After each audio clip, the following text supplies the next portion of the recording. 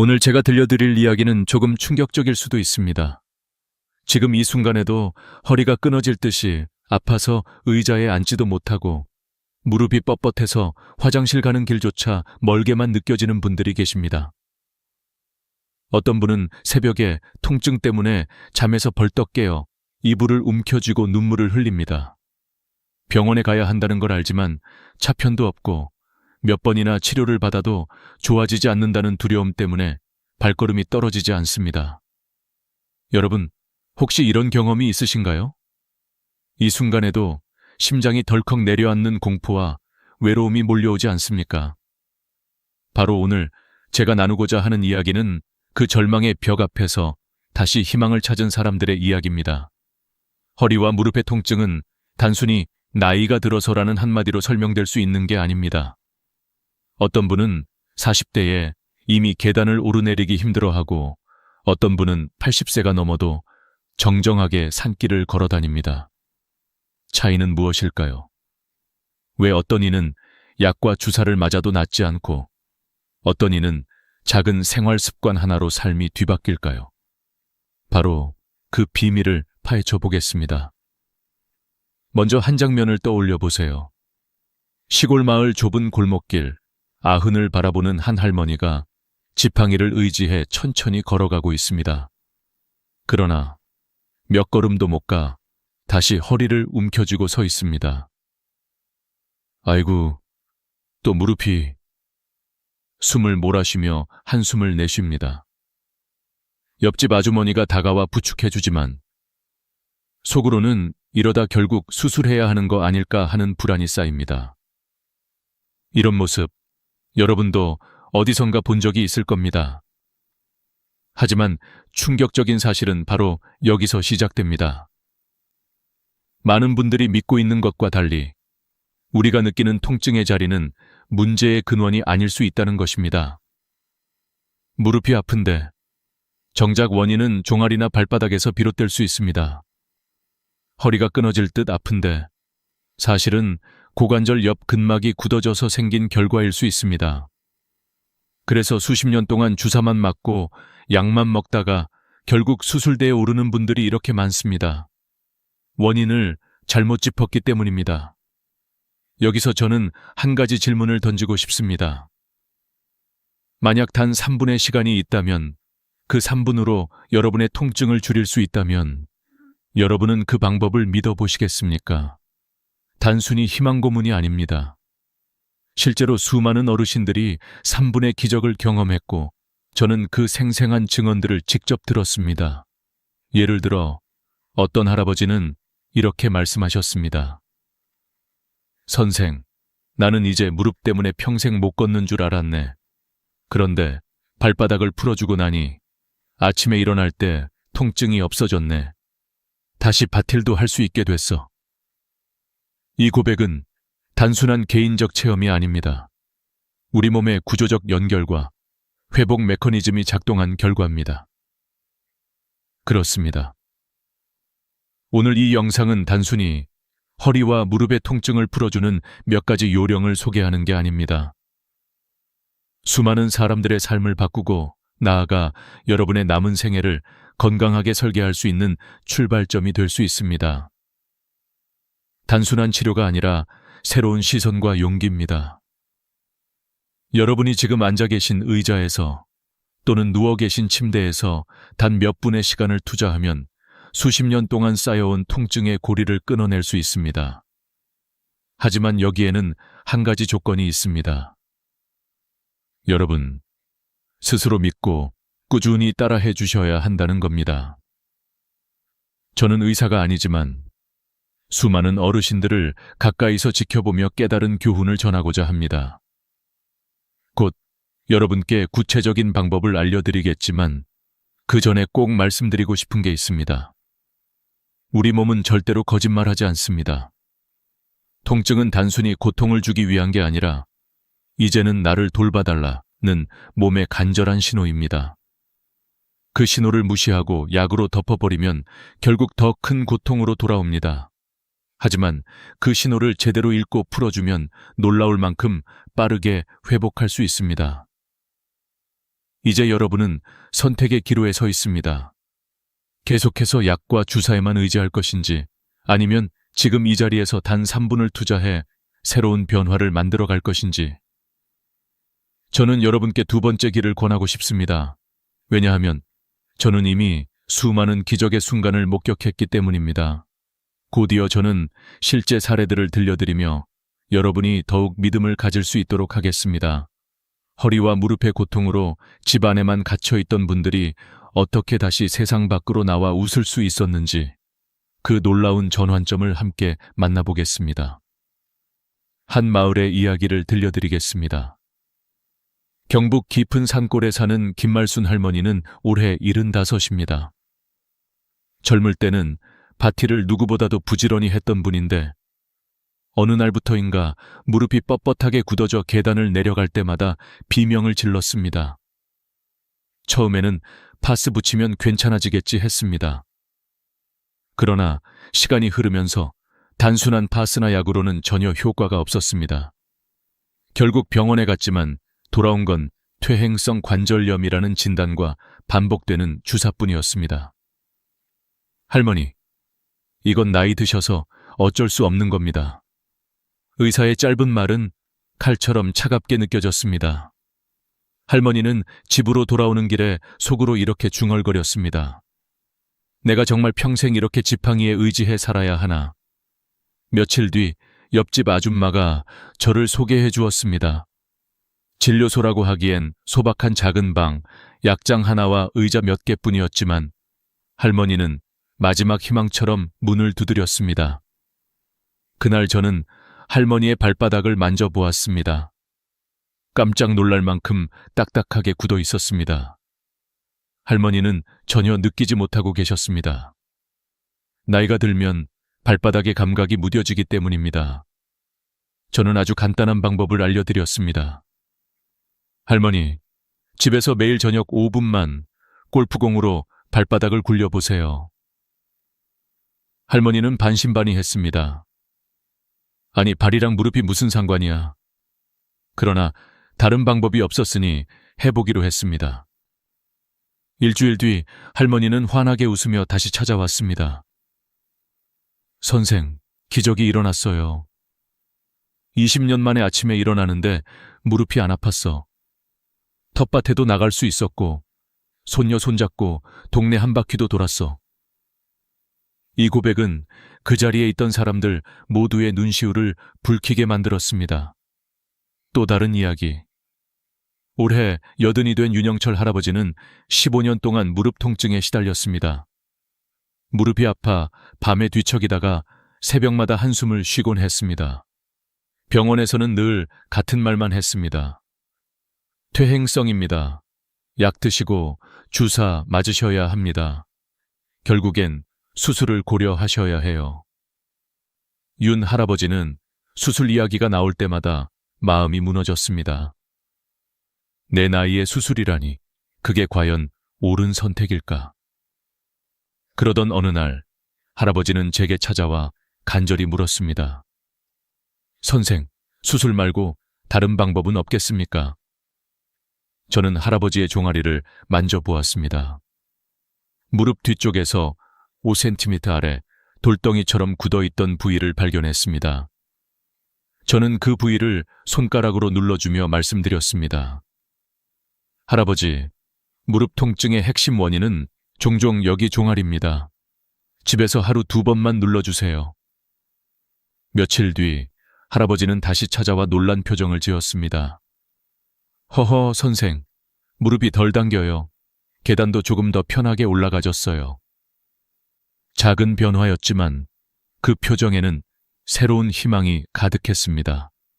그리고 마지막으로 소개하고 싶은 분이 있습니다. 81세 박영수 할아버지는 허리 통증 때문에 수년간 밤에 잠을 이루지 못했습니다. 병원에서는 척추관 협착증이라며 수술을 권유했습니다. 그러나 할아버지는 두려웠습니다. 내가 이 나이에 수술을 하면 다시 걸을 수 있을까? 저는 할아버지의 엉덩이 옆 고관절 근막을 짚어보았습니다. 놀랍게도 한쪽이 단단히 뭉쳐 있었습니다. 저는 간단한 방법을 알려드렸습니다. 할아버지, 하루에 2분만 이 부위를 눌러보세요. 단 3일 만에 놀라운 변화가 일어났습니다. 박 할아버지는 밤에 깊은 잠을 잘 수 있었고, 일주일 뒤에는 아침에 허리 통증 없이 일어날 수 있었습니다. 심지어 그 뒤에는 가벼운 등산까지 다니셨습니다. 수술 안 하길 정말 잘했어. 이렇게 간단한 방법으로 내 인생이 달라질 줄이야. 이 세 가지 이야기는 단순한 우연이 아닙니다. 우리 몸은 하나로 연결되어 있고 그 연결고리를 풀어주었을 때 삶 전체가 변합니다.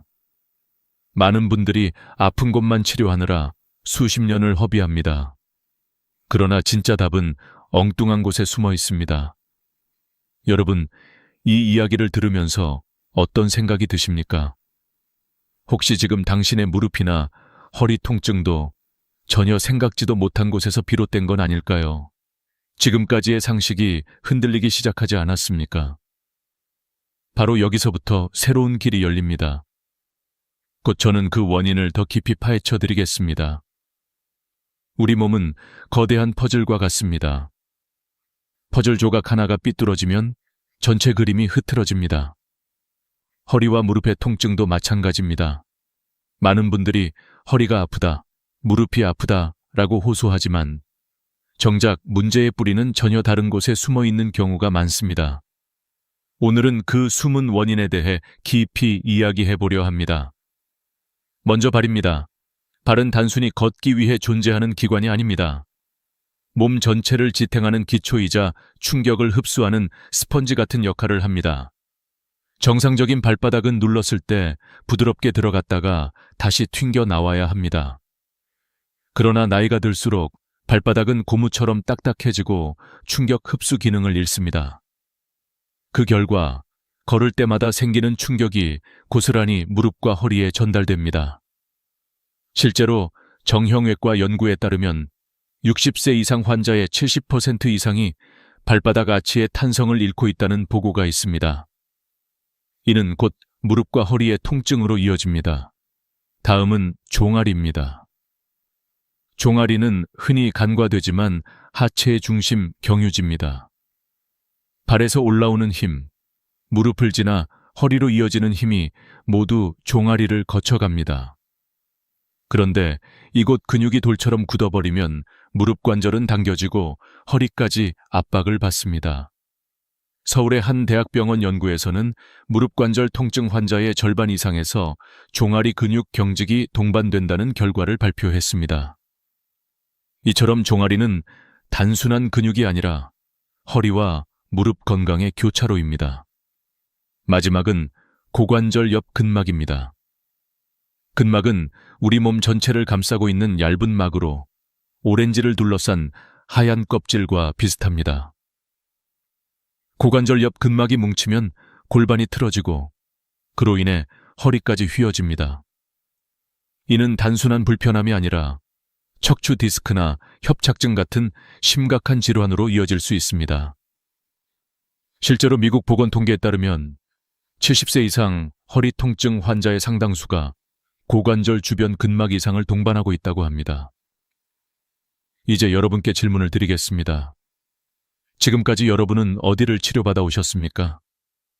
아픈 무릎에만 주사를 맞고 허리에만 약을 발라오지 않으셨습니까? 그러나 몸은 그렇게 단순한 구조가 아닙니다. 마치 건물의 기초가 무너지면 위층 벽까지 갈라지듯 발과 종아리, 고관절은 서로 연결되어 있습니다. 어느 한 곳이 무너지면 다른 곳도 함께 무너집니다. 저는 수많은 환자들을 보면서 한 가지 확신을 가지게 되었습니다. 통증이 느껴지는 곳은 원인이 아닐 수 있다. 허리가 아프면 허리만, 무릎이 아프면 무릎만 치료하는 것은 마치 물이 새는 집에서 물자국만 닦는 것과 같습니다. 근본적인 원인을 찾지 않으면 문제는 끝없이 반복됩니다. 여기서 중요한 사실 하나를 더 말씀드리겠습니다. 세계보건기구 WHO에 따르면 노년기 통증 환자의 60% 이상이 만성질환으로 분류됩니다. 그러나 이 중 절반 이상은 생활 습관과 근육, 근막 관리로 충분히 개선될 수 있다고 보고되어 있습니다. 즉, 수술이나 약물 치료가 유일한 해법이 아님을 의미합니다. 저는 이 지점을 강조하고 싶습니다. 우리가 놓치고 있는 것은 약이나 수술이 아니라 몸의 연결을 풀어주는 작은 습관입니다. 매일 단 몇 분의 마사지, 매일 조금씩의 관리가 쌓이면 수십 년의 통증을 이길 수 있습니다. 여러분의 발, 종아리, 고관절을 점검해 보십시오. 아마도 지금 느끼는 허리와 무릎 통증의 열쇠가 그곳에 숨어 있을 것입니다. 곧 이어서 저는 이 세 가지 부위를 구체적으로 어떻게 풀어야 하는지 가장 효과적인 방법을 단계별로 안내해 드리겠습니다. 놀라울 만큼 간단하지만 제대로만 하면 분명히 변화를 경험하게 될 것입니다. 이제부터는 실제로 통증을 줄이는 세 가지 핵심 방법을 구체적으로 알려드리겠습니다. 이 방법은 단순히 제가 만들어낸 요령이 아닙니다. 수많은 어르신들이 직접 실천해보고 효과를 경험한 방법입니다. 의학적으로도 근막 이완과 혈류 개선에 큰 도움이 되는 원리입니다. 단 3분이면 충분합니다. 지금부터 하나씩 따라 해보시기 바랍니다. 첫 번째는 발바닥 아치 마사지입니다. 많은 분들이 무릎이 아프면 무릎을, 허리가 아프면 허리를 주무릅니다. 그러나 몸의 기초는 발입니다. 발이 틀어지면 무릎과 허리가 연쇄적으로 무너집니다. 그래서 저는 늘 이렇게 말씀드립니다. 발부터 풀어주세요. 방법은 간단합니다. 양말을 벗고 의자에 편하게 앉습니다. 골프공 하나를 발바닥 아래에 두고 아치의 중심을 기준으로 앞뒤로 천천히 굴립니다. 어디가 유난히 딱딱하게 아프거나 찌릿한 곳이 느껴진다면 그곳이 오늘 풀어야 할 포인트입니다. 멈춰서 5초간 지그시 눌러주고 다시 앞뒤, 좌우로 굴려줍니다. 총 1분이면 충분합니다. 하루 2번, 아침에 일어나자마자 1번, 저녁에 자기 전 1번 해주면 가장 좋습니다. 처음에는 아프지만 며칠 지나면 발이 부드러워지고 무릎과 허리까지 편안해집니다. 두 번째는 종아리 정중앙 마사지입니다. 무릎 뒤쪽과 발목 사이 딱 중간 지점, 손으로 만져보면 딱딱한 멍울이 느껴집니다. 이곳이 바로 승산혈이라고 불리는 핵심 포인트입니다. 의자에 앉아 양손의 검지와 중지를 이용해 중앙선을 따라 5초씩 부드럽게 눌러주세요. 통증이 느껴지는 곳이 있다면 원을 그리듯 문지르거나 10초 정도 눌러줍니다. 무릎 뒤에서 발목 방향으로 손으로 감싸 쓸어내리듯 마사지하는 것도 효과적입니다. 하루 2번, 3일만 해보시면 달라집니다. 계단을 오를 때 무릎이 꺾이던 느낌이 사라지고 허리가 덜 뻐근해집니다. 종아리는 하체의 연결고리입니다. 무릎과 허리가 동시에 아프신 분들은 반드시 이 부위를 확인해 보셔야 합니다. 세 번째는 고관절 옆 근막 마사지입니다. 바지 주머니에 손을 넣는 위치, 바로 엉덩이와 허벅지가 만나는 지점입니다. 누르면 아픈 멍울이 잡히는데 이것이 허리 통증의 진짜 원인일 수 있습니다. 편하게 바닥에 누워 무릎을 살짝 구부리고 발을 바닥에 붙입니다. 손끝으로 엉덩이 옆 골반뼈 바깥쪽을 눌러보세요. 아픈 지점을 찾았다면 그곳을 지그시 누르며 원을 그리듯 문지릅니다. 하루 2채 3분, 양쪽 번갈아가며 풀어주세요. 처음에는 세게 누를 필요가 없습니다. 아, 바로 이거구나 하는 느낌이 올 것입니다. 이 부위가 풀리면 다리 전체가 시원해지고 허리 통증까지 줄어듭니다.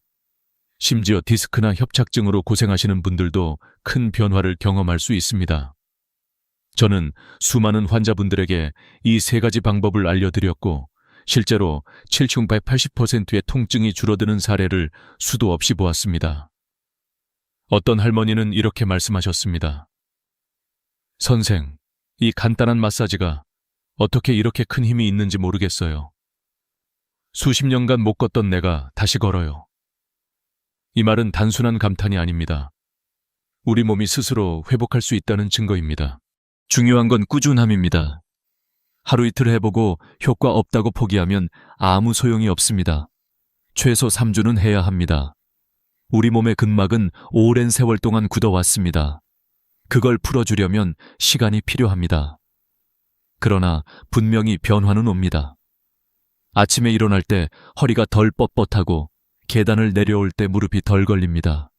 이것이 바로 희망의 신호입니다. 여러분, 이 세 가지 방법은 단순한 요령이 아니라 삶을 바꾸는 열쇠입니다. 약이나 수술이 아닌 스스로의 손으로 통증을 다스리는 지혜입니다. 이제 여러분도 직접 실천해 보십시오. 곧이어 저는 이 작은 습관이 어떻게 기적 같은 변화를 만들어내는지 실제 사례들을 더 깊이 들려드리겠습니다. 기적은 거창한 데서 일어나지 않습니다. 아주 작은 변화에서 시작됩니다. 저는 수많은 어르신들을 만나면서 그 사실을 눈으로 확인했습니다. 병원에서 수술밖에 길이 없다고 했던 분들이 단 3분의 습관으로 삶을 바꾸는 장면을 지켜봤습니다. 그 이야기를 지금 들려드리겠습니다. 74세 박영자 할머니는 오랫동안 허리와 무릎 통증 때문에 집 밖을 나가지 못했습니다. 처음에는 지팡이를 짚고 다녔지만 점점 악화되어 결국 전동 휠체어를 타야 했습니다. 그런데 불행은 거기서 끝나지 않았습니다. 어느 날 좁은 골목길에서 휠체어가 멈추지 않아 벽에 부딪히며 큰 사고를 당했습니다. 그 충격으로 팔까지 부러져 병원 신세를 져야 했습니다. 의사는 이렇게 말했습니다. 이제는 휠체어도 위험합니다. 집에서만 생활하세요. 할머니는 절망에 빠졌습니다. 내가 평생 집안에 갇혀 살아야 하나. 그러나 이웃의 소개로 저를 만나면서 새로운 길이 열렸습니다. 저는 할머니께 3가지 마사지를 알려드렸습니다. 발바닥, 종아리, 고관절 옆, 근막. 할머니는 처음에는 반신반의했습니다. 하지만 다른 방법이 없었기에 시도했습니다. 놀랍게도 단 일주일 만에 아침에 일어날 때 허리 통증이 줄어들었습니다. 2주 뒤에는 지팡이를 짚고 집 앞마당을 걸을 수 있었고 3주째에는 지팡이 없이 동네 슈퍼까지 다녀왔습니다. 한 달 뒤 할머니는 더 놀라운 일을 해냈습니다. 30년 만에 자전거를 탄 것입니다. 눈물이 핑 돌 만큼 감격스러운 순간이었습니다. 이 사례는 결코 특별한 예외가 아닙니다. 꾸준히 따라한 분들이라면 누구나 경험할 수 있는 변화입니다. 실제로 해외 연구에서도 유사한 결과가 보고되었습니다. 미국 국립보건원 NIH의 보고서에 따르면 매일 10분 이하의 근막 마사지와 스트레칭을 3주간 꾸준히 한 노년층 환자의 65% 이상이 통증 강도가 절반 이하로 감소했다고 합니다. 이 수치는 단순한 위로가 아니라 과학적 근거입니다. 또 다른 사례, 79세 이정호 할아버지는 허리 통증 때문에 밤마다 뒤척이다 새벽에 겨우 잠드는 생활을 수년간 이어왔습니다. 병원에서는 디스크 초기라며 수술을 권했습니다. 그러나 할아버지는 무서웠습니다. 이 나이에 수술하다가 잘못되면 어쩌지. 결국 집으로 돌아와 절망만 쌓여갔습니다. 그런데 우연히 제가 알려드린 마사지를 알게 되었습니다. 처음엔 의심했지만 단 3일 만에 허리가 한결 가벼워졌습니다. 2주가 지나자 밤에 깊은 잠을 잘 수 있었고 한 달이 되자 가볍게 등산도 할 수 있게 되었습니다. 할아버지는 이렇게 말씀하셨습니다. 선생, 나는 이제야 알았네. 약도 수술도 필요 없었어. 내 몸을 스스로 돌보는 게 답이었어. 이러한 이야기들이 모여 한 가지 큰 교훈을 줍니다. 바로 통증은 평생의 짐이 아니다 라는 사실입니다. 우리는 흔히 나이 들면 어쩔 수 없이 아파야 한다고 생각합니다. 그러나 실제로는 작은 관리와 꾸준한 실천으로 충분히 회복할 수 있습니다. 저 역시 이 과정을 지켜보며 한 가지 깨달음을 얻었습니다.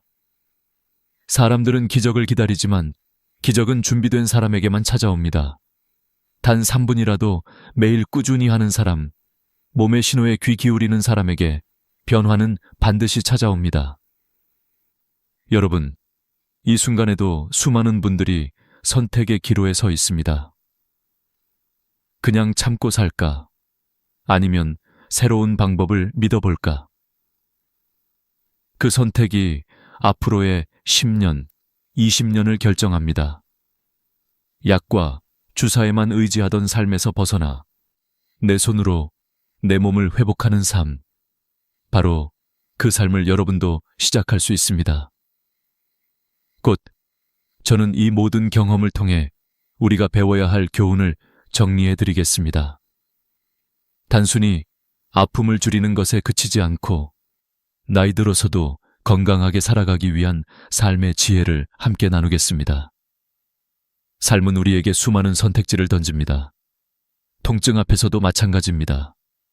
누군가는 그대로 참고 살기를 택하고 누군가는 수술대에 오릅니다. 그러나 또 다른 길이 있다는 사실을 오늘 여러분과 함께 확인했습니다. 그것은 바로 내 몸을 내 손으로 돌보는 길입니다. 허리와 무릎의 통증은 단순히 나이 때문이 아닙니다. 몸의 연결이 무너지고 근막이 굳어지면서 생긴 결과입니다. 그 연결을 풀어주면 수십 년 동안 나를 괴롭혔던 통증도 눈 녹듯 사라질 수 있습니다. 실제로 수많은 어르신들이 발바닥을 굴리고 종아리를 눌러주고 고관절 옆 근막을 풀어주는 단순한 습관으로 새로운 삶을 찾았습니다. 여기서 우리는 한 가지 중요한 교훈을 얻을 수 있습니다. 작은 습관이 삶을 바꾼다는 것입니다. 매일 단 3분 꾸준히 실천하는 습관은 약이나 수술보다 더 큰 힘을 발휘할 수 있습니다. 몸은 거짓말하지 않습니다. 통증은 몸이 보내는 신호입니다. 그 신호를 무시하지 않고 귀 기울일 때 우리는 나이와 상관없이 회복할 수 있습니다. 저는 오랫동안 환자분들과 함께하면서 수없이 많은 눈물을 보았습니다. 절망에 빠졌다가 다시 웃음을 되찾은 얼굴, 걷지 못하다가 다시 길 위에 서게 된 발걸음, 포기했던 일상을 다시 시작하는 환희. 그 모든 순간들이 제게도 큰 울림이 되었습니다. 그래서 오늘 이 이야기를 전하며 여러분께 말씀드리고 싶습니다. 당신도 할 수 있습니다. 물론 처음에는 효과가 미미할 수 있습니다. 오랫동안 굳어있던 근육과 근막이 풀리려면 시간이 필요합니다. 그러나 최소 3주만 꾸준히 해보십시오. 어느 날 아침 일어나는데 허리가 덜 뻣뻣한 것을 발견할 것입니다. 계단을 내려가면서 무릎이 덜 걸리는 것을 느낄 것입니다. 그리고 어느 순간 당신도 모르게 나도 다시 걷고 있구나 라는 기쁨을 경험할 것입니다. 이제 여러분의 선택이 남았습니다. 수술과 약에만 의지하며 두려움 속에 살 것인지, 아니면 오늘부터 매일 단 3분을 투자해 새로운 삶을 시작할 것인지, 저는 여러분이 두 번째 길을 선택하시기를 간절히 바랍니다. 그것이 바로 희망의 길이기 때문입니다. 오늘의 이야기를 마무리하며 마지막으로 부탁드리고 싶습니다. 이 영상이 도움이 되셨다면 꼭 구독과 좋아요를 눌러주세요. 그리고 주변에 허리와 무릎 통증으로 힘들어하는 분들이 계시다면 함께 공유해주세요. 작은 나눔이 누군가의 인생을 바꿀 수 있습니다. 여러분, 통증 없는 삶, 다시 웃을 수 있는 삶은 결코 멀리 있지 않습니다. 오늘 이 자리에서 지금 이 순간부터 시작할 수 있습니다. 저는 앞으로도 여러분과 함께 더 많은 지혜와 경험을 나누며 건강한 노후를 응원하겠습니다. 그러니 놓치지 않도록 채널을 꼭 구독해주세요. 다음에 또 감동적인 이야기를 들려드리겠습니다. 감사합니다. 여러분, 요즘 들어 아침에 눈을 떴을 때 몸이 예전 같지 않다고 느껴본 적 있으십니까? 거울 앞에 서면 기운이 빠진 듯 축 늘어져 있고 화장실에 가도 시원하지 않으며 소변은 끊기고 찔끔찔끔 나오기만 합니다. 대부분 나이 들어서 그렇지라며 그냥 넘겨버리지만 사실 이것은 단순한 노화가 아닙니다. 몸속 기능이 서서히 무너지고 있다는 분명한 신호입니다. 게다가 이런 생각을 해보신 적도 있을 겁니다. 이 나이에 굳이 그런 걸 할 필요가 있나? 자위 같은 건 부끄럽고 창피한 일 아닌가? 하지만 그렇게 참기만 한다면 언젠가는 약을 평생 달고 살아야 하거나 심지어 수술대 위에 누워야 하는 상황에 직면할 수도 있습니다. 이것이 제가 오늘 꼭 드리고 싶은 경고의 시작입니다. 저는 노인의학 전문의 조영진입니다. 올해 65살, 지금도 진료실에서 어르신들을 직접 만나며 상담하고 치료하고 있습니다. 수천 명의 환자를 진료하면서 제가 깨달은 사실은 단 하나였습니다. 몸이 무너지는 것이 두려운 것이 아니라 무너지는 것을 모른 채 방치하는 것이 훨씬 더 위험하다는 것입니다. 놀랍게도 많은 분들이 전객이 몸속에 오래 쌓이면 어떤 일이 생기는지 제대로 들어본 적이 없습니다. 누구도 솔직히 알려주지 않았기 때문입니다. 그래서 많은 어르신들이 답답함을 그냥 견디며 살아갑니다. 하지만 제가 말씀드리고 싶은 것은 이것이 단순히 불편의 문제가 아니라는 겁니다. 결국 전립선 비대증, 배뇨장애, 부부관계 단절 같은 더 큰 문제로 이어질 수 있습니다. 이 영상은 단순한 정보 전달용 영상이 아닙니다. 지금 보지 않으면 언젠가 병원 침대 위에서 그때 알았더라면 하고 후회할 수도 있습니다. 그러나 지금 끝까지 보신다면 약이나 수술 없이도 몸의 활력을 되찾고 인생을 되돌릴 수 있는 방법을 배우게 될 것입니다.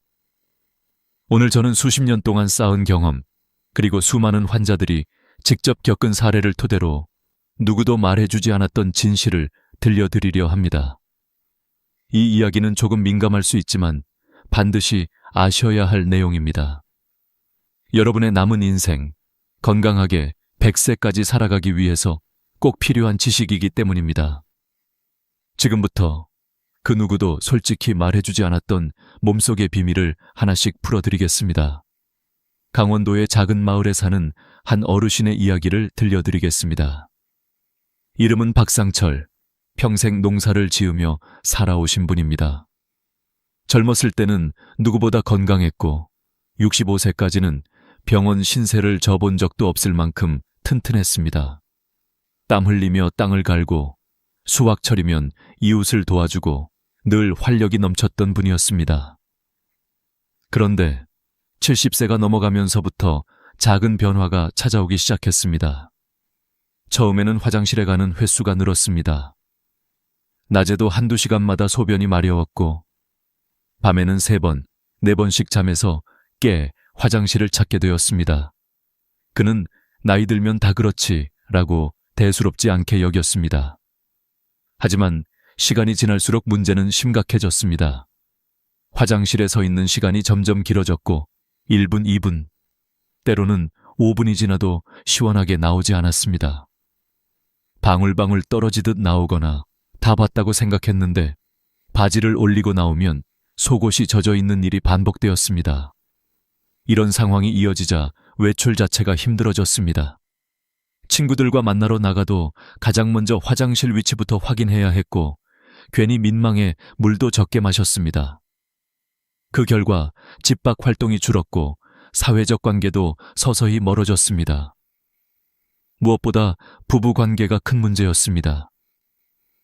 결혼 50년을 함께한 아내와도 점점 거리가 생겼습니다. 예전에는 한 달에 몇 번씩 자연스러운 관계를 가졌지만 이제는 아침에 느껴지던 단단함이 사라지고 억지로 시도해도 중간에 힘이 빠져버렸습니다. 결국 부끄러움 때문에 아예 시도조차 하지 않게 되었습니다. 아내는 괜찮다, 나이 들면 다 그런 거다 라고 위로했지만 박상철 어르신의 마음속에는 깊은 상처가 생겼습니다. 내가 이제 남자로서 끝난 것 아닌가 하는 생각이 하루에도 몇 번씩 스쳤습니다. 여러분, 혹시 이 중에 한 가지라도 공감되는 부분이 있으십니까? 밤에 깊은 잠을 이루지 못하고 자주 깨십니까? 화장실에서 시원하지 않아 불편하십니까? 아침에 활력이 예전보다 훨씬 약해졌습니까? 만약 이런 증상들 중 하나라도 있다면 그냥 넘기지 마십시오. 그것은 단순히 나이 때문만이 아닙니다. 몸이 보내는 경고 신호일 수 있습니다. 박상철 어르신은 결국 참다 못해 병원을 찾았습니다. 진단은 전립선 비대증. 의사는 약물 치료와 수술을 권했습니다.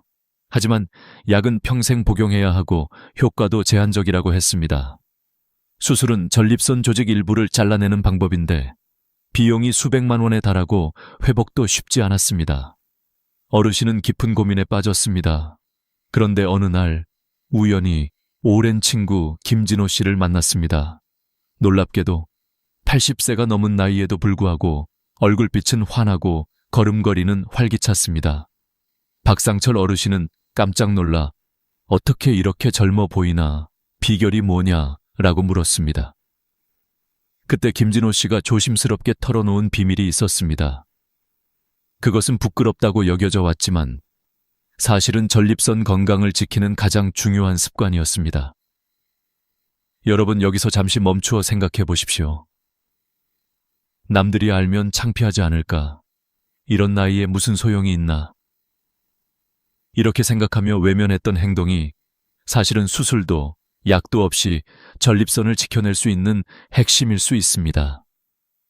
그리고 이것이 바로 오늘 제가 끝까지 여러분께 전해드릴 이야기의 중심입니다. 박상철 어르신은 결국 그 비밀을 받아들였고 새로운 길을 선택했습니다. 처음에는 낯설고 어색했지만 시간이 지나면서 놀라운 변화를 경험하게 됩니다. 그의 삶은 다시 활력을 되찾았고 관계도 회복되었으며 무엇보다 남자로서의 자신감을 되찾았습니다. 이제 여러분께 묻고 싶습니다. 여러분은 계속해서 고통을 참으며 지내시겠습니까? 아니면 아직 늦지 않은 지금 삶을 바꿀 수 있는 선택을 하시겠습니까? 바로 이 지점에서 이야기는 더 깊어지고 우리가 몰랐던 놀라운 진실이 드러나게 됩니다. 여러분, 지금까지는 한 어르신의 개인적인 경험처럼 들렸을지도 모릅니다. 하지만 놀랍게도 이런 사례는 결코 드문 일이 아닙니다. 수많은 연구와 실제 진료 현장에서 반복적으로 확인된 사실이 있습니다. 바로 전립선 비대증의 근본적인 원인 중 하나가 단순한 노화가 아니라 전객의 장기간 미배출이라는 점입니다.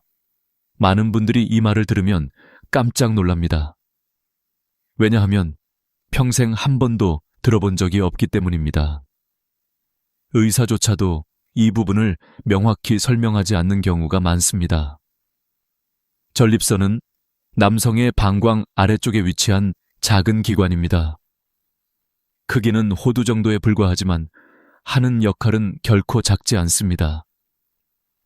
전객의 일부를 생산하여 정자가 살아남을 수 있는 환경을 제공하는 것이 바로 전립선의 기능입니다.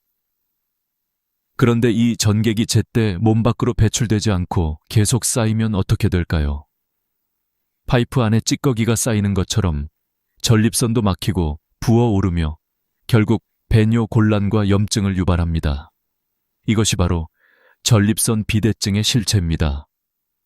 하버드 의대 연구팀은 2016년에 매우 흥미로운 결과를 발표했습니다.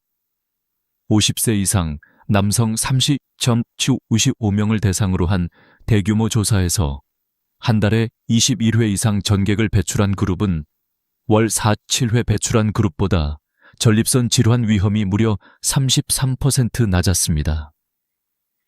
또한 호주의 시드니 대학 연구에서도 주 3회 이상 전객을 배출하는 남성은 전립선암 발병 위험이 22% 감소한다는 결과가 나왔습니다. 이런 수치는 결코 가볍게 볼 수 있는 것이 아닙니다. 여기서 중요한 사실은 단순히 나이가 들었다고 해서 모든 변화가 자연스럽게 받아들여져야 하는 것은 아니라는 점입니다. 물론 세월이 흐르면서 신체 기능은 조금씩 떨어집니다. 하지만 그것이 전부가 아닙니다. 생활 습관, 특히 부끄럽다고 생각해 외면해온 전객 배출의 빈도가 건강을 좌우하는 핵심이 될 수 있습니다. 제가 직접 진료했던 환자 한 분은 이렇게 말했습니다. 선생님, 처음에는 그런 말씀을 듣고 너무 당황스러웠습니다. 나이 들어서 자위를 한다는 게 창피했거든요. 그런데 용기를 내서 일주일에 2번 정도 실천해보니 3개월 만에 놀라운 변화가 생겼습니다. 소변이 시원하게 나오기 시작했고 아침에 잃었던 활력이 돌아왔습니다. 이분은 약도 수술도 하지 않았습니다. 단지 몸의 원리를 이해하고 실천했을 뿐입니다. 여러분, 여기서 우리가 깨달아야 할 중요한 교훈이 있습니다. 전립선 건강은 그냥 지켜지지 않습니다. 나이 들어 자연스럽게 잃어가는 것이 아니라 스스로 돌보지 않아서 무너지는 것입니다. 그리고 그 돌봄의 핵심은 바로 몸속에 쌓인 정액을 제때 배출하는 데 있습니다. 이 말을 듣고 혹시 이렇게 반문하실 수도 있습니다. 그런 게 정말 의학적으로 증명된 사실입니까? 네, 그렇습니다. 이미 여러 나라의 연구와 수많은 임상 경험이 뒷받침하고 있습니다. 문제는 사람들이 부끄러워서 말하지 않을 뿐이고, 그래서 필요한 정보가 전해지지 않는다는 데 있습니다. 저는 수십 년 동안 어르신들을 만나며 같은 패턴을 보아왔습니다. 약을 먹어도 효과가 없다고 호소하는 분들, 수술을 고민하다가 두려움 때문에 망설이는 분들, 하지만 단순한 습관 교정만으로 삶이 달라진 분들. 그 차이는 정보를 아느냐, 모르느냐에서 갈라졌습니다. 여러분, 지금 이 순간에도 몸은 분명히 신호를 보내고 있습니다. 그 신호를 무시하면 언젠가는 큰 대가를 치르게 됩니다. 하지만 지금 알았다면, 그리고 지금 실천할 수 있다면 미래는 완전히 달라질 수 있습니다. 이건 단순히 이론이 아니라 실제로 수많은 환자들이 경험한 변화입니다. 이제 저는 본격적으로 그 해결책을 말씀드리려 합니다. 약도 수술도 필요 없는 방법. 단순하지만 강력한, 그리고 누구나 실천할 수 있는 방법입니다. 지금까지 들어보지 못했던 새로운 시각을 통해 여러분은 건강을 되찾을 수 있습니다. 이제 이야기는 한층 더 깊어지고 실제로 몸을 바꾸는 길이 열리게 될 것입니다. 여러분, 이제 많은 분들이 궁금해 하실 겁니다. 약도 아니고 수술도 아니라면 도대체 어떤 방법으로 전립선을 지킬 수 있다는 것인가? 바로 지금부터 말씀드릴 내용이 그 해답입니다. 저는 오랜 진료 경험을 통해 한 가지 확실한 원칙을 발견했습니다. 전립선 건강의 핵심은 단순히 전객을 배출하는 것에 그치지 않습니다.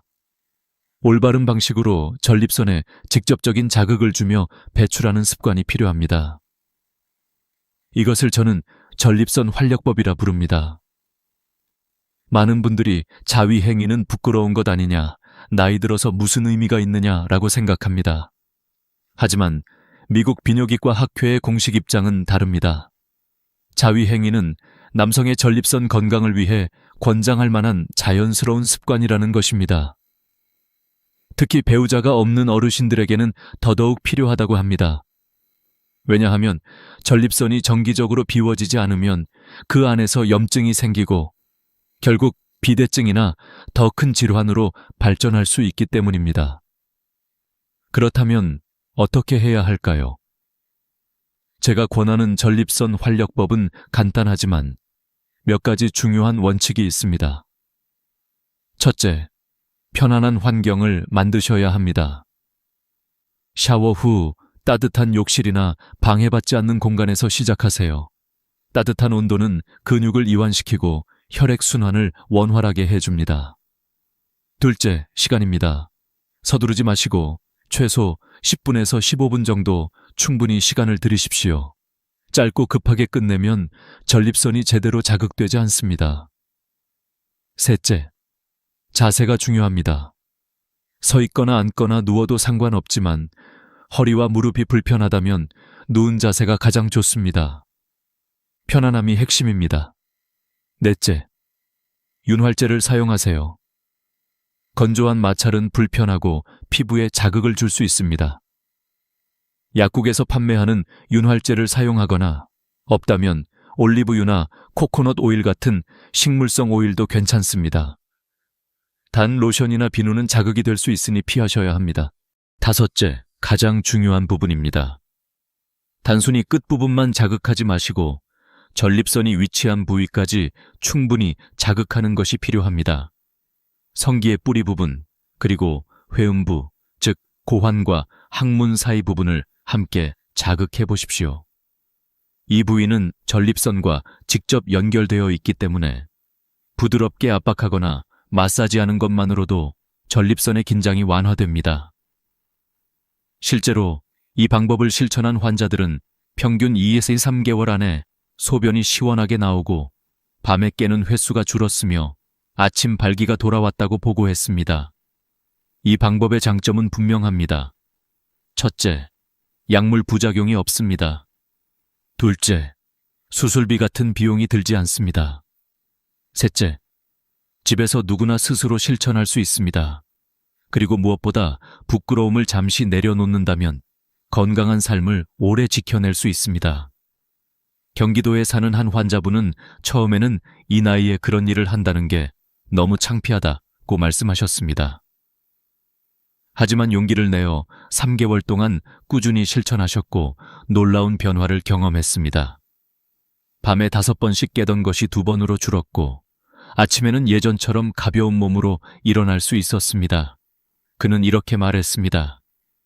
처음엔 창피했지만 지금은 건강이 더 중요하다는 걸 깨달았습니다. 여러분, 저는 전문의로서 수많은 환자들이 약이나 수술 없이 삶을 바꿔낸 것을 직접 보았습니다. 단순히 병을 피하는 차원을 넘어 자신감을 되찾고 가족과의 관계를 회복하고 사회적 활동까지 활기를 되찾았습니다. 그것이 바로 전립선 활력법의 힘입니다. 지금 이 순간에도 선택은 여러분의 몫입니다.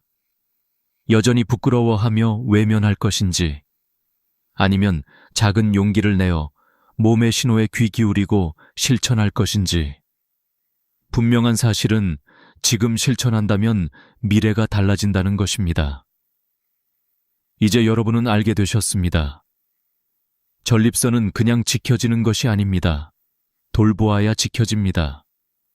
그리고 돌봄은 약도 수술도 아닌 바로 여러분의 선택에서 시작됩니다. 지금부터 그 선택이 여러분의 인생을 바꿀 것입니다. 여러분, 이제부터는 실제로 변화를 경험한 어르신들의 이야기를 들려드리겠습니다. 이 이야기는 단순한 이론이나 연구 결과가 아닙니다. 직접 몸으로 실천한 사람들이 겪은 놀라운 변화입니다. 경기도 용인에 사는 강병호 어르신은 72세였습니다. 처음 찾아왔을 때는 깊은 절망에 빠져 있었습니다. 밤마다 4-5번씩 화장실에 가야 했고 소변은 힘겹게 몇 방울만 떨어졌습니다. 부부관계는 이미 2년 전 끊어졌다고 했습니다. 그는 이렇게 말했습니다. 선생님, 이제 저는 남자로서 끝난 것 같습니다. 아내도 저를 더 이상 남편으로 보지 않습니다. 저는 전립선 활력법을 권했습니다. 처음에는 부끄럽다며 머뭇거렸지만 결국 용기를 내어 시작했습니다. 그 결과는 놀라웠습니다. 3주 만에 소변이 훨씬 시원하게 나오기 시작했고 6주 후에는 밤에 깨는 횟수가 절반으로 줄었습니다. 2개월이 지나자 아침 발기가 돌아왔고 3개월 후에는 다시 아내와의 관계를 회복했습니다. 아내가 눈물을 글썽이며 당신이 다시 예전으로 돌아왔네요. 우리 신혼 같아요. 라고 말했을 때 그는 평생 잊지 못할 감동을 받았다고 합니다. 또 다른 사례는 전북 정읍의 이만수 어르신입니다. 혼자 살던 그는 소변 문제 때문에 외출조차 꺼리게 되었고 결국 우울증까지 찾아왔습니다. 하지만 4개월간 꾸준히 전립선 활력법을 실천한 결과 소변 문제가 크게 개선되었습니다. 무엇보다 달라진 건 마음이었습니다. 몸이 좋아지니까 마음도 달라졌습니다. 다시 바깥에 나가고 싶고 경로당에도 가고 싶어졌습니다. 혼자 사는 제가 다시 친구들과 어울릴 수 있게 됐습니다. 그는 자신이 사회와 다시 연결되었다는 사실에 큰 기쁨을 느꼈습니다. 이처럼 전립선 활력법을 실천한 대부분의 어르신들은 공통적인 변화를 경험했습니다. 첫째, 신체적인 개선입니다. 소변이 시원하게 나오고 밤에 깨는 횟수가 줄어들며 아침 발기가 회복되었습니다. 둘째, 관계의 회복입니다. 배우자와의 부부 생활이 다시 시작되거나 혼자 사는 분들은 사회적 관계를 회복했습니다. 셋째, 자신감의 회복입니다. 남자로서의 자존감을 되찾고 다시 활기찬 삶을 살아갈 힘이 생겼습니다. 서울 강북구의 이상철 어르신은 더 극적인 사례였습니다. 5년 전 전립선암 초기 진단을 받았고 의사는 수술을 권하며 약 500만 원의 비용이 든다고 했습니다. 그는 두려움에 떨며 제게 찾아왔습니다. 저는 전립선 활력법을 권했습니다.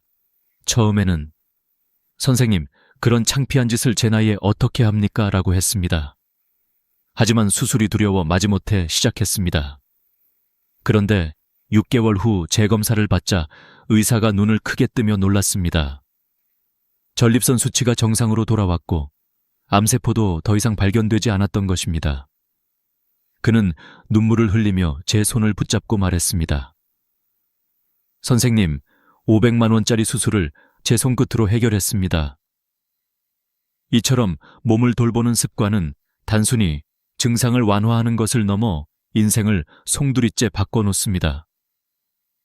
누군가는 배우자와의 관계를 되찾고 누군가는 다시 사회 속으로 걸어 들어갑니다. 그리고 모두가 공통적으로 말합니다. 부끄러움은 잠시였고 건강한 삶은 오래 남았다.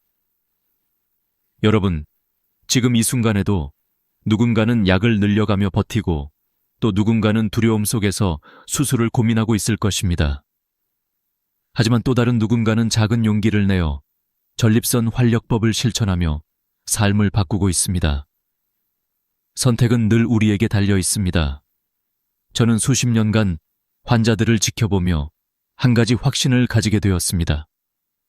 몸은 배신하지 않습니다. 우리가 올바른 길을 선택하고 꾸준히 돌본다면 반드시 보답합니다. 그것이 바로 전립선 활력법이 단순한 운동법이 아니라 인생을 되살리는 활력법이라고 부르는 이유입니다. 이제 여러분은 알게 되셨습니다. 약도 수술도 아닌 손끝에서 시작되는 단순한 습관이 건강과 자신감을 되찾게 한다는 사실을요. 그리고 이 사실을 아는 순간부터 여러분의 삶도 달라질 수 있습니다. 다음 이야기는 단순히 건강을 넘어 왜 이 방법이 전신의 활력까지 바꿔놓는지에 대한 놀라운 비밀을 드러내게 될 것입니다. 여러분, 지금까지 우리는 전립선 활력법이 어떻게 몸을 바꾸고 삶을 되살리는지 구체적인 사례를 통해 살펴봤습니다. 그런데 이 방법은 단순히 전립선 건강에만 영향을 주는 것이 아닙니다. 전객이 제때 배출되면 온몸에 놀라운 변화가 일어납니다. 첫째, 심장이 젊어집니다. 전객 배출은 혈액순환을 촉진시키고 심장의 박동을 규칙적으로 만들어줍니다. 마치 오래된 엔진에 새 오일을 넣는 것처럼 혈관이 깨끗해지고 온몸에 신선한 피가 돌기 시작합니다. 경북 포항의 김명호 어르신은 활력법을 6개월 실천한 후 이렇게 말했습니다. 혈압약을 반으로 줄였습니다. 의사가 깜짝 놀라며 무슨 일이 있었냐고 묻더군요. 둘째, 기분이 달라집니다. 전객 배출 과정에서 행복 호르몬이 분비되면서 우울감이 줄어듭니다. 서울 종로구의 김진태 어르신은 10년 넘게 먹던 우울증 약을 절반으로 줄일 수 있었습니다. 그는 말했습니다. 아침에 눈을 뜨면 기분이 좋아서 빨리 뭔가 하고 싶어집니다. 셋째, 깊은 잠이 찾아옵니다. 밤마다 화장실을 가느라 자주 깨던 분들도 활력법을 꾸준히 실천한 후에는 숙면을 경험했습니다. 경기도 김포의 박상현 어르신은 이렇게 말했습니다. 40년 만에 처음으로 알람 소리보다 먼저 개운하게 일어났습니다. 깊은 잠은 기억력과 면역력까지 되살리는 힘이 있습니다. 넷째, 면역력이 강해집니다. 전객 배출은 우리 몸의 면역세포를 활성화시킵니다. 겨울만 되면 감기로 고생하던 분들도 활력법을 실천한 뒤에는 감기에 잘 걸리지 않는다고 말합니다. 다섯째, 허리와 골반 근육이 강화됩니다. 전객 배출 과정에서 자연스럽게 단련되는 이 근육들은 소변을 조절하고 허리를 지탱하는 역할을 합니다. 그래서 허리 통증이 줄고 앉아있는 시간이 길어져도 편안함을 느낍니다. 서울 강남의 이태우 어르신은 이렇게 말했습니다. 10년 동안 방석 없이는 못 앉았는데 이제는 딱딱한 의자에도 1시간씩 앉아 있을 수 있습니다. 여러분, 이 모든 변화는 결코 우연이 아닙니다. 단순한 습관, 그러나 꾸준한 실천이 몸 전체를 다시 젊게 만드는 것입니다. 중요한 것은 부끄러움을 잠시 내려놓고 용기를 내어 첫 발을 떼는 것입니다. 저는 수많은 환자들을 보며 확신합니다. 약도 수술도 필요 없습니다. 중요한 것은 지금 바로 시작하는 것입니다. 오늘 말씀드린 전립선 활력법은 단순한 의학적 팁이 아니라 건강하게 오래 살기 위한 삶의 지혜입니다. 마지막으로 한 가지 진실을 강조하고 싶습니다. 전객은 쌓아두는 것이 아닙니다. 밀어내야 삽니다. 이 한 문장이 오늘의 모든 이야기를 압축합니다. 나이 들면 당연히 끝난다고 믿었던 상식은 잘못된 것이었습니다. 건강은 우리가 선택하고 지켜내야 하는 것입니다. 여러분, 이제 선택은 여러분의 몫입니다. 그대로 참으며 불편하게 사실 것입니까? 아니면 오늘부터 작은 변화를 실천하며 남은 인생을 활력 있게 사실 것입니까? 부끄러움은 잠시지만 건강한 삶은 오래 갑니다. 이 영상을 끝까지 들어주셔서 감사합니다. 여러분의 삶이 다시 활기를 되찾기를 진심으로 바랍니다. 앞으로도 놓치면 아쉬운 건강 이야기와 경험담을 나눌 예정이니 꼭 구독 버튼을 눌러주십시오. 좋아요도 잊지 마시고요. 그것이 여러분의 건강 여정에 큰 힘이 됩니다. 건강은 돈으로 살 수 없습니다. 그러나 지금 이 순간의 선택은 여러분의 내일을 완전히 바꿀 수 있습니다. 지금 바로 실천하시길 바랍니다. 안녕하세요, 여러분. 오늘은 특별한 주제로 여러분을 찾아왔어요. 여러분 중에서 이제 가족조차 믿을 수 없게 되는 순간이 왔구나 하고 느껴본 적 있으신가요? 나이가 들면서 깨닫는 가장 힘든 진실 중 하나죠. 어린 시절 기대했던 가족의 감정적, 실질적 지지가 점점 줄어들거나 작아지거나 심지어 사라져 버리는 거예요. 자녀들은 바쁜 일상에 쫓기고 형제자매들은 각자 건강 문제로 고생하고 친구들은 이사 가거나 아프거나 세상을 떠나버리죠. 그러다 보니 갑자기 누가 정말 내 곁에 있어 줄까 하는 생각이 들게 돼요. 이 질문은 준비되지 않은 상태에서 벽처럼 부딪히면 정말 충격적일 수 있어요. 하지만 좋은 소식이 있어요. 여러분은 준비할 수 있어요.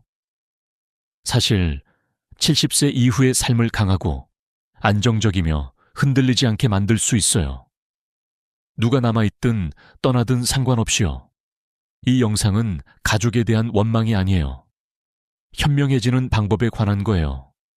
왜냐하면 진짜 지지, 한밤중에나 외로운 오후에 의지할 수 있는 지지는 종종 가족이 아닌 다른 데서 오기 때문이에요. 대부분의 사람들이 너무 늦게 깨닫는 5가지 원천에서요. 이 5가지는 70세 이후 평화롭고 독립적인 삶의 진짜 뼈대예요. 조용하지만 강력한 지지 형태로 실망시키지 않아요. 멀어지지 않고 부담감을 주지 않아요. 끝까지 함께 해주세요. 제가 공유할 내용이 여러분의 노화에 대한 생각을 바꿔놓고 여러분이 얼마나 강한지 깨닫게 해줄 거예요. 자, 이제 시작해볼까요? 첫 번째, 신체적 이동성, 셴티드 이동싱. 70세가 되면 자유롭게, 독립적으로, 지속적인 도움 없이 움직일 수 있는 능력이 단순히 걷는 게 아니에요. 자유예요. 존엄이에요. 그리고 많은 면에서 다른 누구에게도 의지하지 않는 가장 중요한 지지예요. 신체적 이동성은 도움 없이 침대에서 일어나는 거예요. 따뜻한 식사를 스스로 요리하고, 찬장에서 좋은 그릇을 꺼내고, 현관문을 열고 신선한 아침 공기를 마시는 거예요. 그게 힘이에요. 삶의 통제예요. 그리고 가장 중요하게 아무도 이야기하지 않는 감정적 지지예요. 왜냐하면 자신감을 주고 두려움을 줄여주기 때문이에요. 몸을 움직일 수 있으면 부담이 될까봐 걱정하지 않아요. 솔직히 말할게요. 70세 이후 이동성을 유지하는 건 마라톤을 뛰거나 백플립을 하는 게 아니에요. 관절을 보호하고 균형을 유지하고 다리를 믿을 만큼 근육을 강하게 만드는 거예요. 매일 아침 스트레칭, 하루 15분 산책, 가벼운 저항밴드 사용 같은 작은 습관이 모든 차이를 만들어요. 그리고 시작하기에 늦은 때는 없어요. 많은 사람들이 이동성 저하는 피할 수 없는 일이라고 생각해요. 아니에요. 사실 더 많이 움직일수록 몸은 더 움직이려고 싸워요. 몸은 나이보다 행동을 더 듣죠. 심리적으로, 신체적 이동성은 깊은 두려움을 싸워요. 대부분의 노인들은 무기력함의 두려움을 안고 있어요. 몸이 의존적이 되면 마음도 줄어들어요. 자신을 의심하기 시작해요. 외출 계획을 세우지 않아요. 여행을 피해요. 초대를 거절해요. 관심이 없어서가 아니라 관리할 수 없을까봐 두려워서예요. 그건 노화가 아니에요. 축소예요. 그리고 그렇게 살 필요 없어요. 제가 만난 78세 김할아버지 이야기를 해볼게요. 서울 한강공원에서 매일 아침 지팡이를 짚고 산책하시는 분이에요. 비가 오나 눈이 오나요? 왜 그렇게 열심히 하시냐고 물었더니 걷는 걸 멈추는 순간 누군가 도와주길 기다리기 시작하는 거야. 난 기다리고 싶지 않아. 살고 싶어 라고 하셨어요. 이동성이 완벽하지 않지만 그분 거예요. 평화를 주죠. 여전히 마트에 운전해서 가시고 일요일에 친구를 방문하시고 현관 3계단을 자랑스럽게 오르세요. 램프를 설치한 게 아니라 움직이는 걸 멈추지 않았기 때문이에요. 현실적으로 몸에 조금이라도 투자하면 대부분의 사람들이 상상하지 못하는 자유를 돌려줘요. 가족이 약속에 데려가거나 넘어졌을 때 도와주지 않을 수 있어요. 하지만 다리가 강하고 코어가 안정적이고 균형이 안정적이면 그런 필요를 늦출 수 있어요. 독립을 예상보다 오래 유지할 수 있어요. 그게 자신감을 주는 지지예요. 신체적으로 뿐만 아니라 감정적으로요. 그래서 요즘 뻣뻣하거나 약하다고 느끼시면 괜찮아요. 자신을 판단하지 마세요. 지금 있는 곳에서 시작하세요. 어제보다 오늘 조금 더 움직이세요. 커피 끓일 때 스트레칭 하세요. 복도에서 한 바퀴 더 돌세요. 작은 노력이 큰 걸 쌓아요. 여러분의 믿을 수 있는 기반이에요. 누가 나타나든 함께 걸어주는 기반요. 이 부분을 더 깊이 파고들어 볼까요? 한국에서 노인들의 이동성은 특히 중요해요.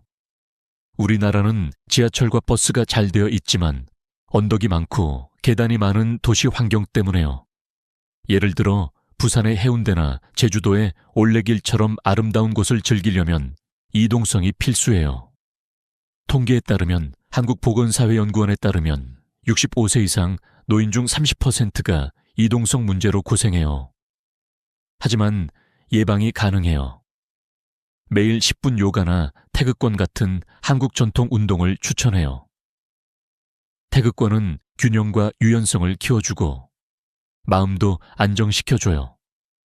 실제로 서울의 한 노인 복지센터에서 태극권 프로그램을 한 분들은 넘어짐 사고가 40% 줄었대요.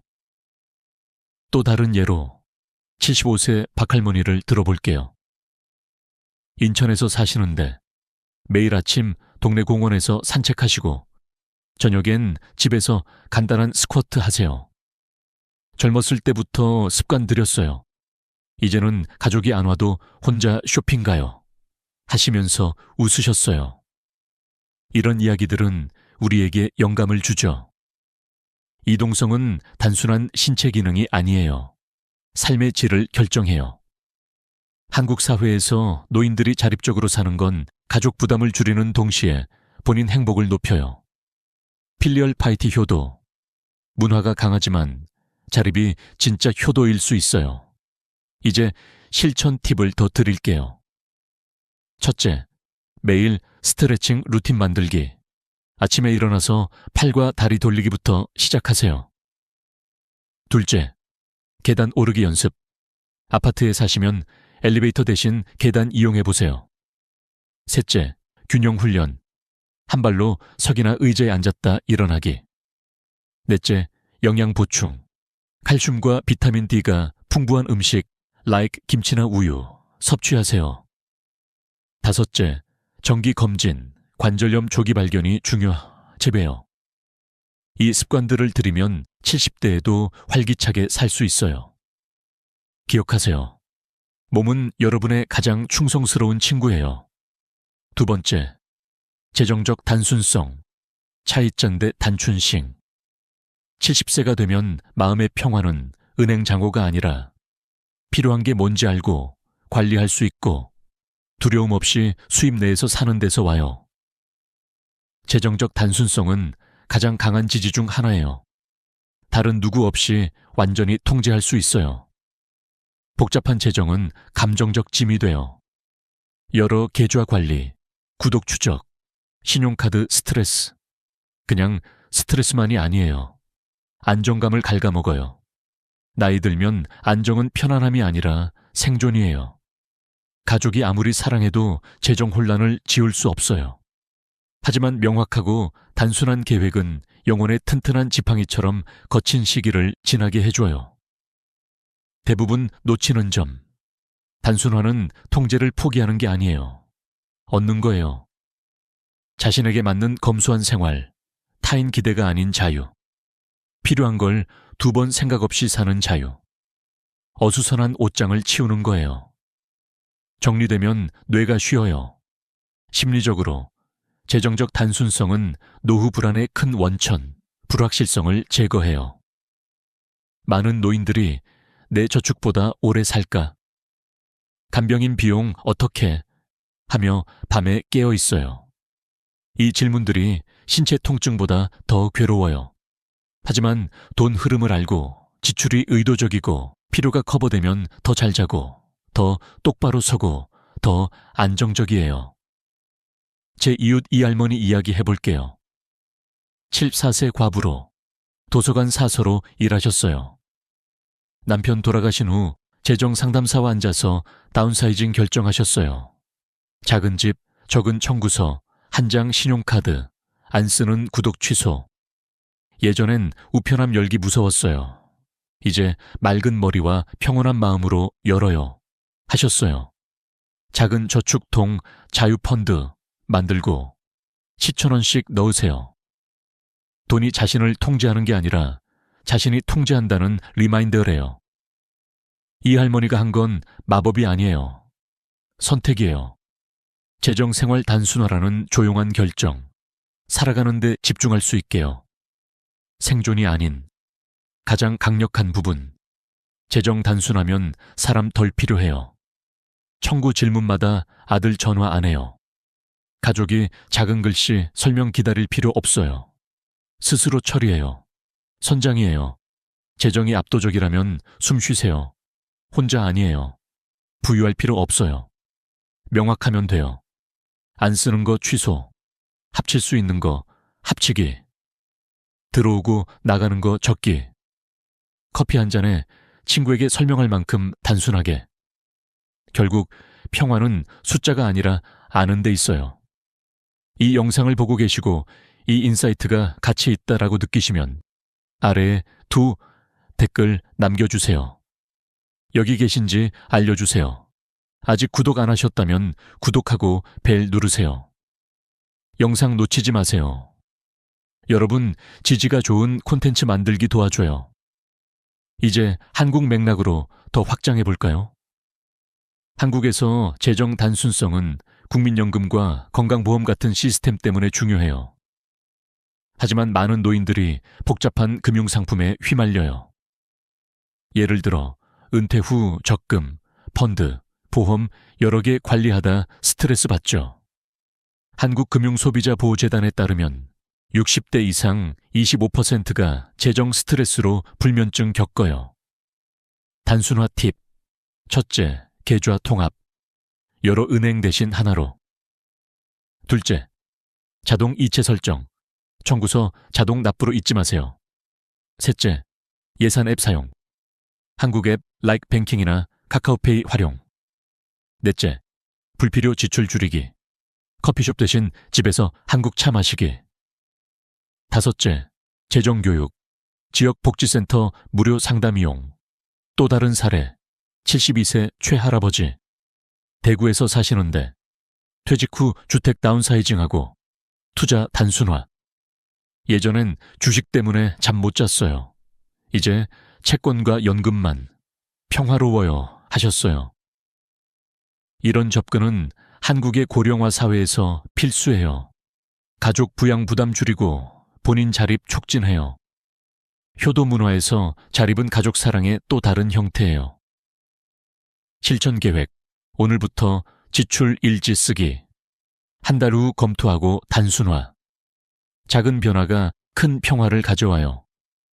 세 번째, 일관된 건강 루틴. 이츠대 젠캉 루틴. 70세 이후 가장 강한 지지는 자녀, 이웃, 의사가 아니에요. 매일 건강 루틴이에요. 트렌디 워크아웃이나 비싼 보충제가 아니에요. 몸과 마음을 작동 상태로 유지하는 작고 안정적인 행동 반복이에요. 진짜 독립을 만드는 자립이에요. 몸이 안정적이면 정신도요. 많은 사람들이 문제가 생길 때까지 건강에 주의 안 해요. 폭풍우 중 지붕 패치처럼 반응적이고 위기 모드예요. 일관된 루틴은 그걸 뒤집어요. 통제권 주세요. 매일 아침 산책, 물 마시기, 다리 스트레칭, 약 제때 먹기, 영양 음식 먹기. 자신에 대한 존중 리듬 만들기. 동기 낮고 몸 무거운 날 앞으로 나아가게 해줘요. 루틴에 숨겨진 힘, 특히 노후에. 심리적으로 루틴은 결정 피로 줄여 불안 줄여요. 오늘 할까? 안 물어요. 그냥 해요. 예측 가능성이 안정 만들고 자신감 줘요. 자신감은 타인 부담 안 느끼게 해줘요. 난 여전히 할 수 있어. 움직이고 나 돌봐. 라고 말하게 해줘요. 81세 전기기사 출신 이 할아버지 이야기. 매일 아침 6시 녹차 한 잔, 의자 스트레칭 15분, 아침 약, 동네 30분 산책. 비난은 운동이 아니야. 매일 아침 내가 아직 중요하다고 말하는 거야. 라고 하셨어요. 루틴은 피트니스 아니에요. 정체성, 포기 거부 부분 연결이에요. 연수가 쌓여도 루틴 있으면 도움 덜 필요해요. 약 잊지 않고 넘어짐 적고 하루 잃지 않아요. 안개 낀 숲의 튼튼한 길처럼. 발이 매일 걸었으니 어디 가는지 알아요. 진짜 지지, 자신만 의존. 물론 힘든 날 있어요. 관절 아프거나 에너지 떨어지거나 날씨 안 좋아요. 괜찮아요. 루틴 유연할 수 있어요. 완벽 아니, 일관성. 집 안 산책, 창가 깊이 숨쉬기, 잠전 물 한 잔. 큰 작업 아니지만 함께 그물돼요. 잡아주고 지지하고 우아하게 앞으로. 막혔거나 루틴 미끄러졌다면 작게 시작. 한 습관, 한 행동. 자신 나타날 때마다 최고 간병인 증명. 아무도 뺏지 못하는 지지. 한국에서 건강 루틴은 한의학과 결합해 더 효과적이에요. 예를 들어 매일 한약차나 침술 루틴. 한국보건의료연구원에 따르면 70대 노인 중 일상 루틴 있는 분들이 건강 수명 5년 길어요. 팁. 첫째, 아침 루틴. 일어나서 물 한 잔, 가벼운 산책. 둘째, 식사균형. 김치, 현미밥, 채소 중심. 셋째, 수면 패턴. 10시 취침, 6시 기상. 넷째, 정신 건강. 명상이나 독서. 다섯째, 커뮤니티 참여. 동네 노인회 운동 클래스. 사례, 79세 한할머니, 부산에서. 매일 요가와 한의원 방문. 루틴 덕에 병원 덜 가요. 가족 걱정 안 해요 담하나요. 하셨어요. 한국의 바쁜 생활에서 루틴은 필수. 고령화 속 자립 키워요. 네 번째, 감정적 탄력성, 간칭 대 단리싱. 나이 들수록 가치 있는 지지는 돈이나 건강 아니에요. 감정적 탄력성. 외로움, 슬픔, 좌절, 가족 실망 견디게 해줘요. 침묵에 빈 느낌 안 들고 고난에 파괴 안 돼요. 70세. 삶은 이미 손실 던졌어요. 배우자 사별, 자녀 멀어짐, 건강 저하. 많은 실수, 감정 강함은 슬픔 안 느끼는 거 아니에요. 깊이 느끼지만 익사 안 해요. 슬픔 통과하게, 뿌리 안 내리게. 강함은 조화, 척 아니에요. 아프지만 견딜 수 있어 라고 자신 말하기. 그럴 때마다 다음 두려움 적어요. 강력. 해방. 타인 슬픔 짊어지지 않아요. 안 부서지게 않는 법 배우기. 77세 박할머니 이야기. 5년 전 남편 잃고 혼자. 어려운 날 어떻게 물으니 매일 밤 촛불 켜. 종교 아니지만 아직 여기 있단 리마인더. 울고 웃지만 오늘 견뎠어 라고. 작은 의식, 고통 존중하지만 삼키지 않게. 탄력성. 탄력성은 큰 비극 생존 아니에요. 작은 실망 관리. 아들 전화 안 올 때. 친구 이사 못하던 일 깨달을 때.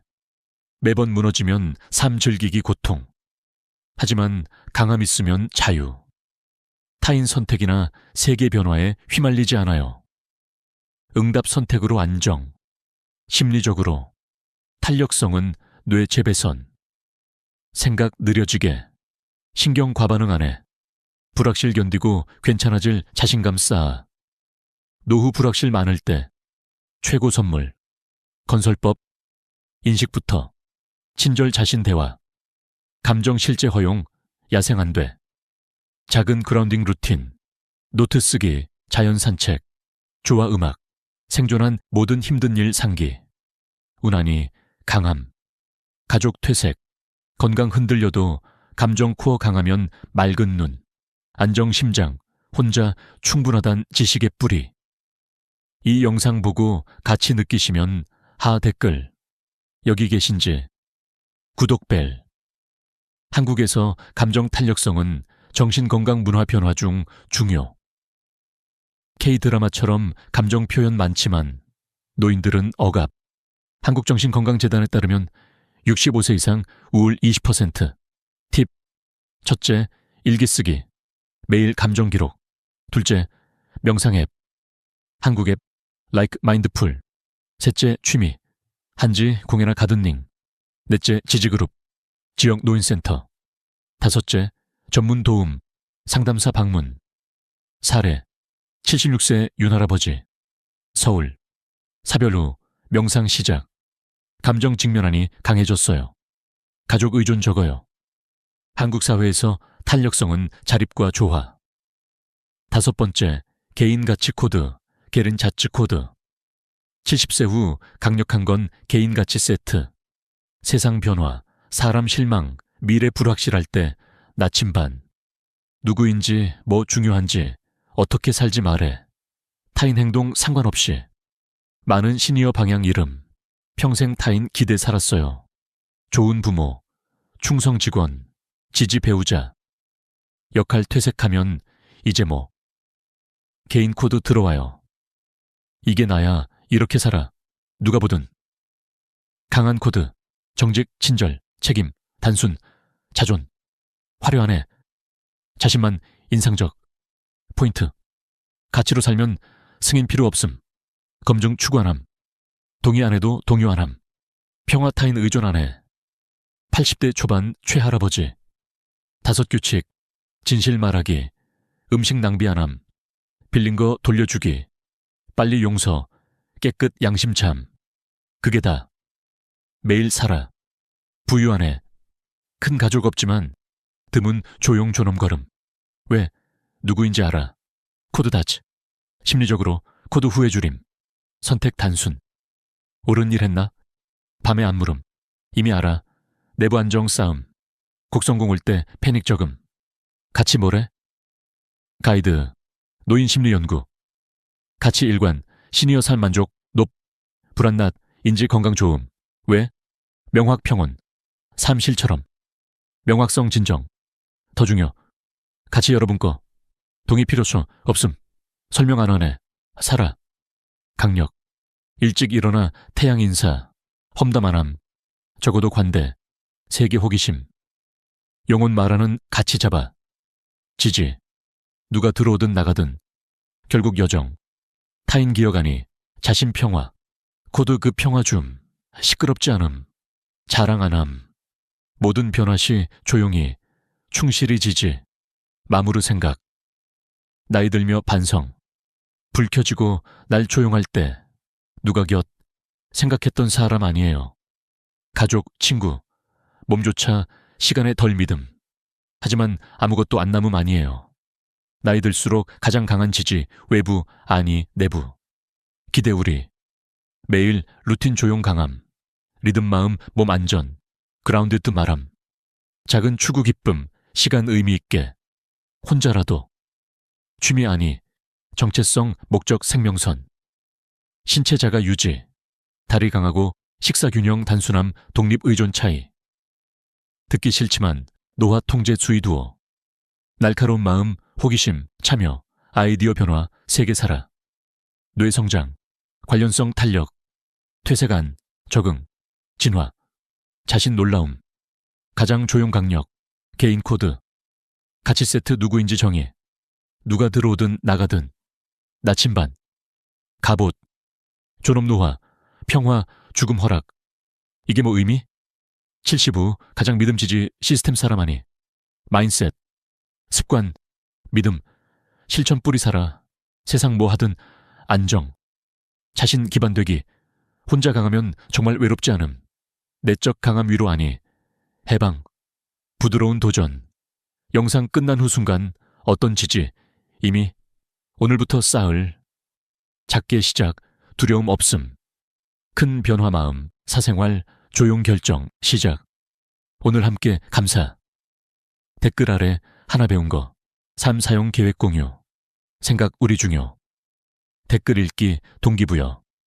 즐기고 도움됐으면 좋아요. 구독, 공유. 지지 좋은 콘텐츠 계속. 감사.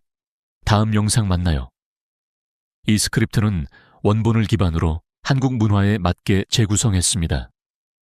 설정은 서울 한강, 부산 등 한국 장소로, 이름은 한국식으로, 스타일은 K 유튜브처럼 감정적이고 이야기 중심으로, 확장 위해 각 섹션에 추가 설명, 사례, 팁, 통계 추가.